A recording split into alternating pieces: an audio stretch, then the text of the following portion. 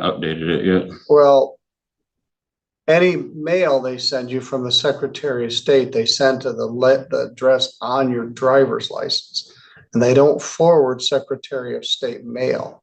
So you got suspended for having 3 crashes in 2022 until you have a reinstatement hearing and they determine whether you're valid to drive. Well, they set a reinstatement hearing and you didn't show up. So you should know all this if you ever went into the Secretary of State's office. So essentially, you haven't done anything since June except get arrested and post $1,000 bond. You need to go to the Secretary of State and find out what you need to do. Your driving stuff is more than 10 years old, so that doesn't have anything to do with it. I actually gave up drinking after that one. All right, well, good for you. Judge starts calm, walking the defendant through how he lost his license. Simple, factual, and fair. But pay attention to his tone. It's the voice of a man who's repeated this same explanation hundreds of times to people who never learn. You can almost hear the frustration under the professionalism. The prosecutor adjourned it from the May date for you to do some things by June 19th. And then you promptly failed to appear on June 19th or ever after until you got arrested. Are there new charges for the arrest? I don't know. You don't have a new ticket, do you? Mm-mm.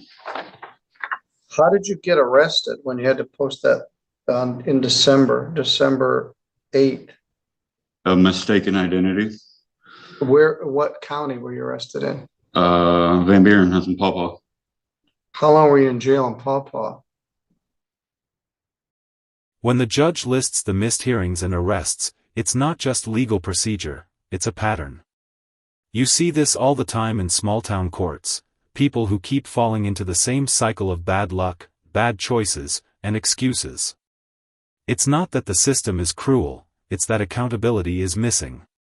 He spent 5 days in jail and posted $1,000 bond. Right. At this point, we're understaffed. He's served more jail time than he probably would if he gets convicted. We'll just give him the 257, 326, and he can go on his way. Thank you, Deborah. That's a blessing to you for the new year from the county prosecutor's office. I appreciate it. Although you haven't really done anything to get this squared away. So where you are after today, you're going to be square with me. I'm going to give you 5 days jail credit. Use your bond to pay your fine and cost.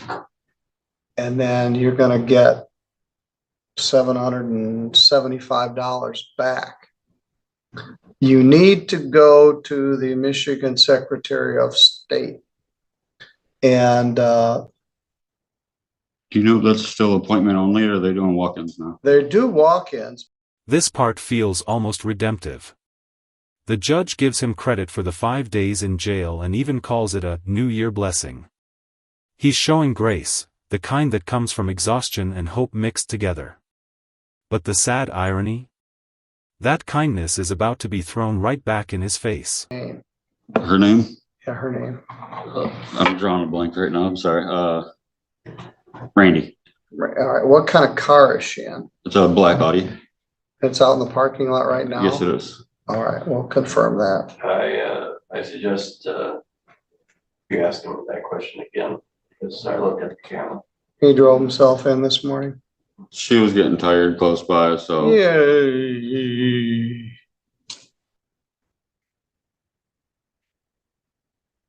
I asked her last minute to bring me.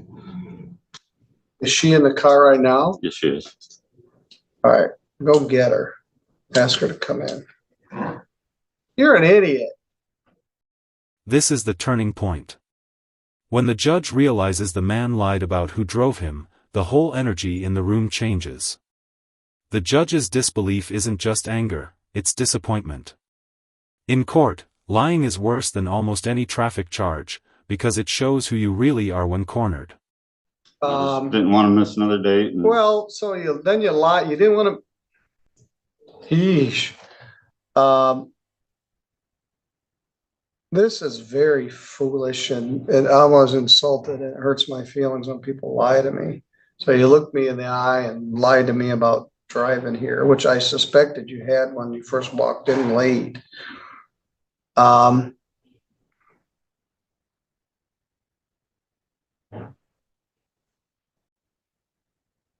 Deborah, does that have an effect on your plea offer?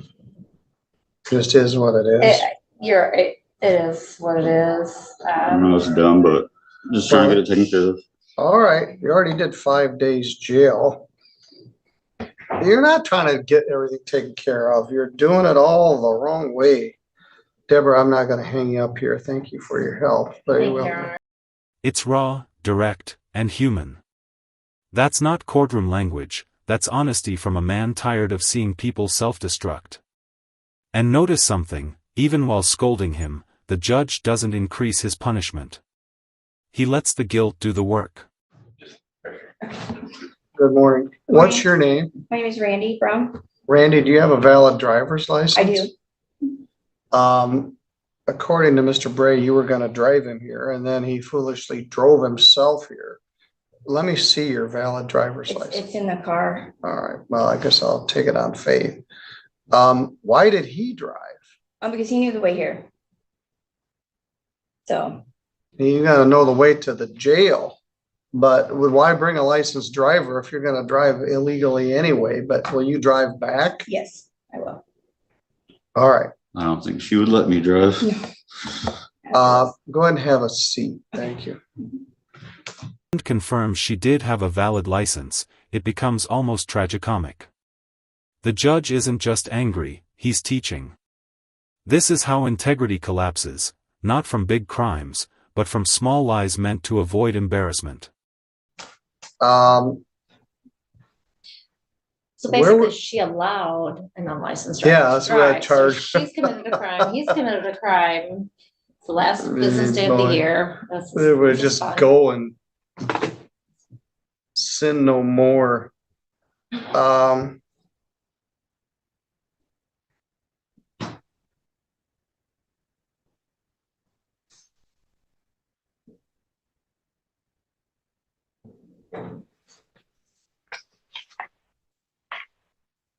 Well, you already did 5 days in jail, and just because I'm irked is not a reason to put somebody in jail, but you're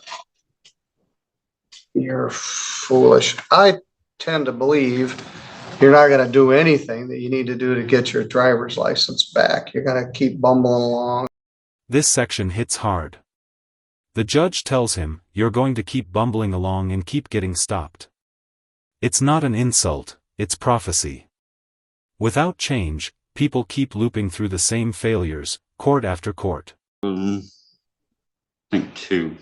Well, the Secretary of State may be able to tell you that. Thanks. Are they ready to go?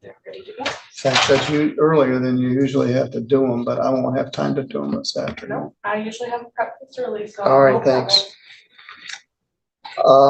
Do I have a copy of that waiver from Mr. Matthews? Sarah? Is it? All right, you're good to go. I got some advice. Don't come back. You got a year-end Christmas, New Year's special deal. You lied to me and you didn't apologize, so you can just go and not come back. And finally, the cold mercy, you lied and didn't apologize. You can just go and not come back. That's not anger anymore, that's exhaustion. The judge forgives, but with finality. It's a moral closing, a lesson about how one lie can erase all goodwill.